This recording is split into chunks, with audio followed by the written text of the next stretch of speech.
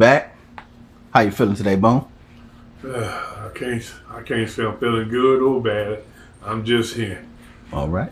I had a lot of things to think over, a lot of things to think about. I thought about this person that messed over me for a very long time. And I just found out about the whole situation about about a month ago. Cause see, I met her way back. And I guess they could say gold diggers.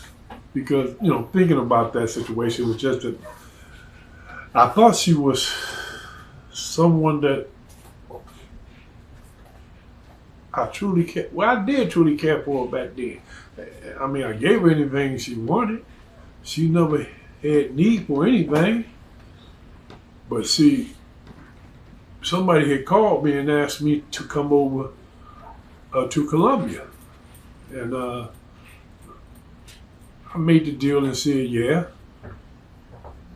But I never told her until the day that I got ready to leave. I don't tell people my business or where I'm going or what time or anything. So when time came, I told her, I said, yeah, I'm going to be gone for a while, baby. I got to go somewhere. I didn't tell her where to. I just told her I got to go somewhere. But I'm going to leave you this 20,000 right here.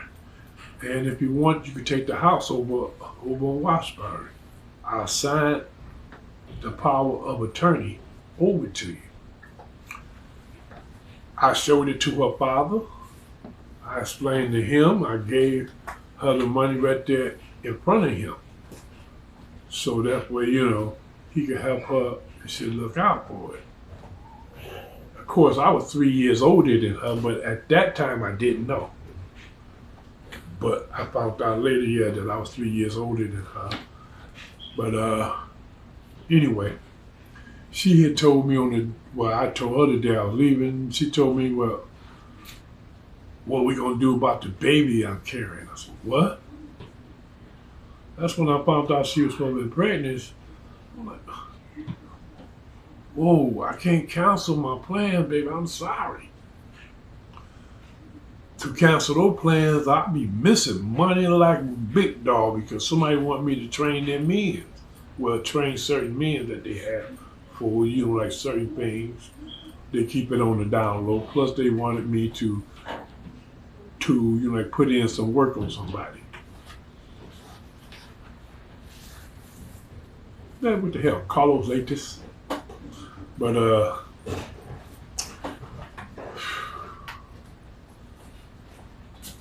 I felt good that she was pregnant and she was carrying my baby. But I didn't know that she was doing a lot of things back then. I had to find out from her sister recently. Because for almost 30 years, I didn't know where she was, couldn't find her or anything. So I had put out the word that I'm looking for her. Somebody on my Facebook told me how to reach out to her. So I did. And they gave me her name and everything, talking about, man, this is her Facebook page. Now, of course, it's been 30, almost 40 years, so I looked at it and I was like, that don't look like her. A little bit, yeah.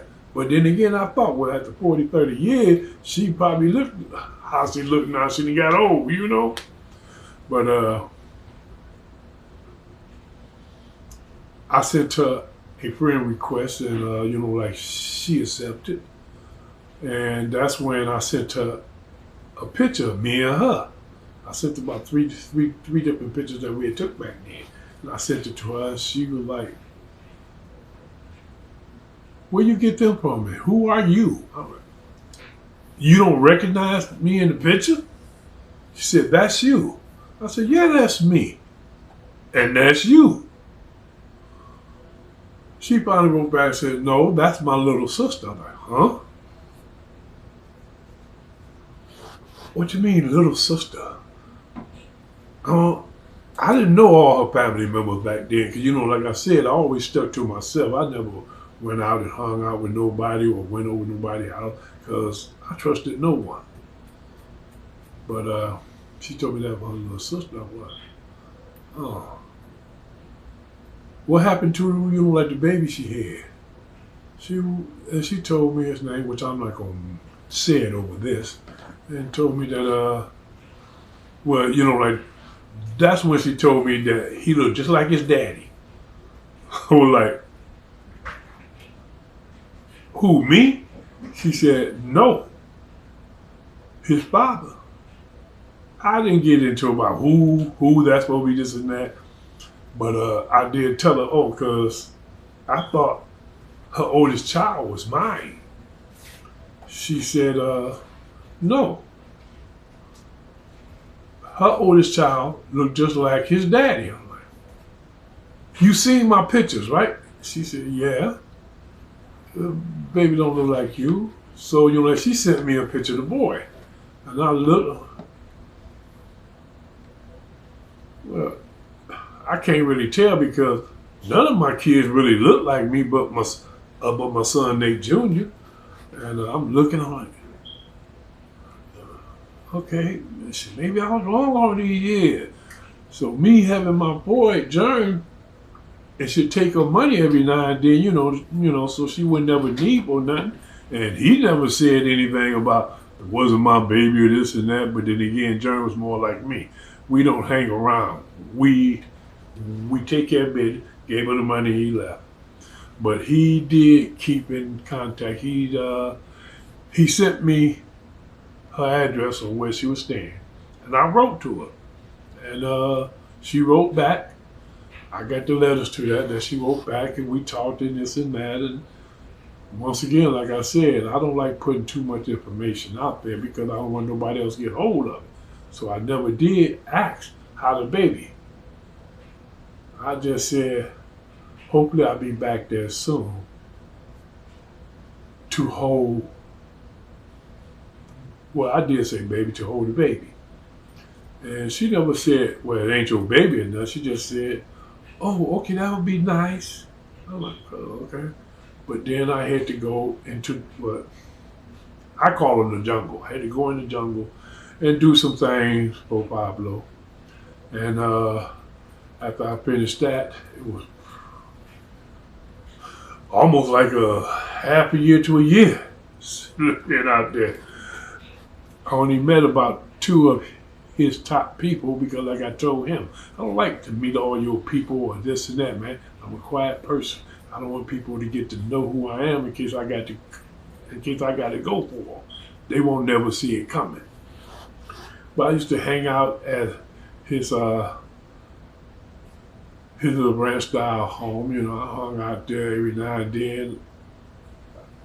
I would come out the room and either take some of the food that they had, or I would make my own meals.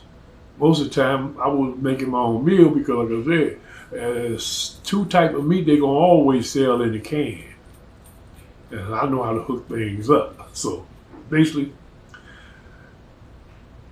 at that time, a couple more years have passed by, and I didn't reach out.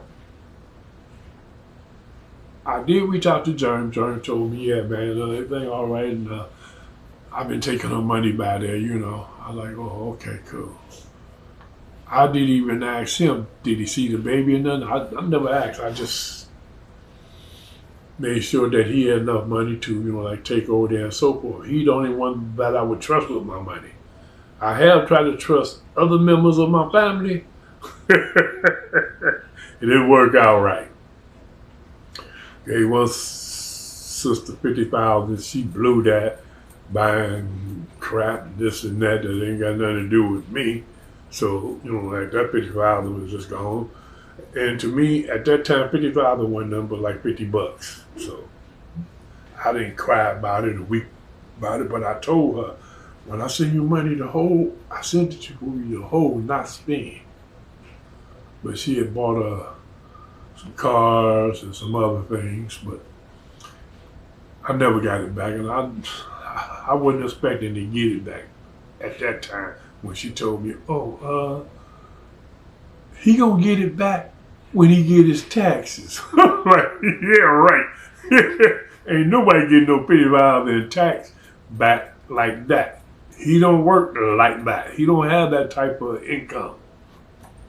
But like I said, it's been all these years. But in the last several months, I've heard information about her and this and that. And I asked her sister, can you reach out and let her know that I would like to see her? That's when she texted me back and told me she deceased. She no longer on. I'm like, what? How? I mean, that sort of like put a dagger in my heart, and I felt, ooh, things that I felt when, like I was told that she was not of this plane no more. She was deceased.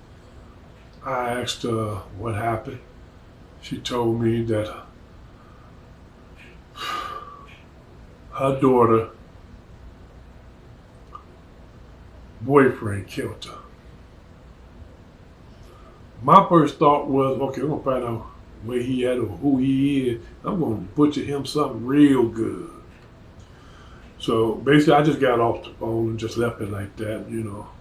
She sent me an obituary. I like, okay, that's my heart there. She still looked the same. I said, man, I miss her. But then I started thinking, wait, but that baby ain't mine. So all these years I was sending her money, sending gifts, buying her stuff for a kid that wasn't mine.